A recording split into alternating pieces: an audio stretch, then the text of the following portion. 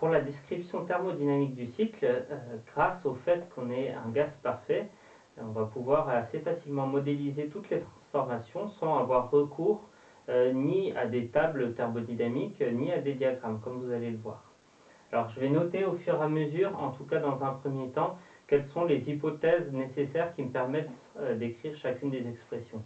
Intéressons-nous dans un premier temps à la compression, donc adiabatique et réversible à travers le compresseur depuis le point A jusqu'au point B. Le travail technique de cette compression de A à B est directement égal à la variation d'enthalpie spécifique depuis A jusqu'à B grâce au fait qu'on ait une transformation adiabatique. Donc c'est simplement l'application du premier principe de la thermodynamique en valeur spécifique, sachant que QAB est égal à 0. On peut aller un petit peu plus loin dans cette écriture en exprimant cette variation d'enthalpie spécifique comme étant égale au produit du Cp du gaz multiplié par la variation de température Tb moins Ta de part et d'autre de notre compresseur. Pour pouvoir écrire cette expression, il faut considérer que nous avons ici un gaz parfait idéal. D'abord un gaz parfait pour pouvoir considérer que dH est égal à Cp dt,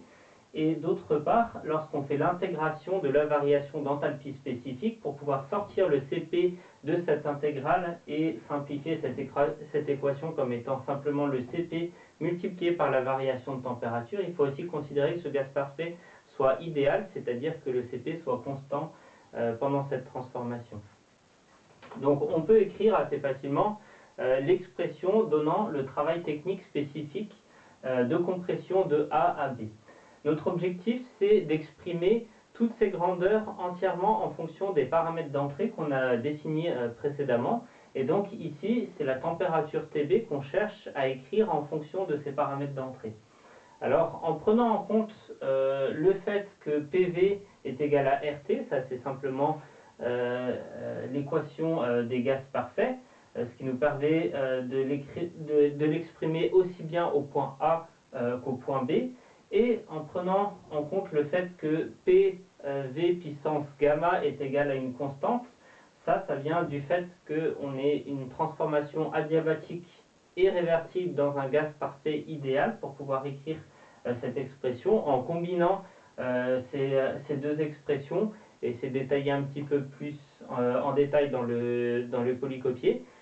On peut exprimer la température du point B comme étant égale au produit de la température du point A. Attention, ici il faut bien être en Kelvin et pas en degrés Celsius, multiplié par delta, le ratio de pression, haute pression sur basse pression, avec comme exposant ce que j'ai noté A dans le poly qui correspond à gamma moins 1 sur gamma.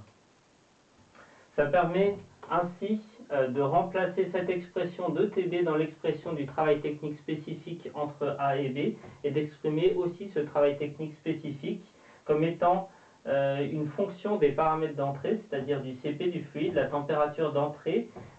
du ratio de compression et des propriétés thermophysiques du fluide, c'est-à-dire gamma moins 1 sur gamma. A noter que parfois on préfère exprimer comme propriété thermophysique du fluide uniquement le gamma et petit r, la constante spécifique de gaz parfait du gaz, à la place d'utiliser le Cp et le Cv. Et dans ce cas-là, on pourrait aussi remplacer le Cp comme étant gamma r sur gamma moins 1. Et dans ce cas-là, il faut multiplier par la même chose, c'est-à-dire Ta delta la puissance gamma moins 1 sur gamma moins 1.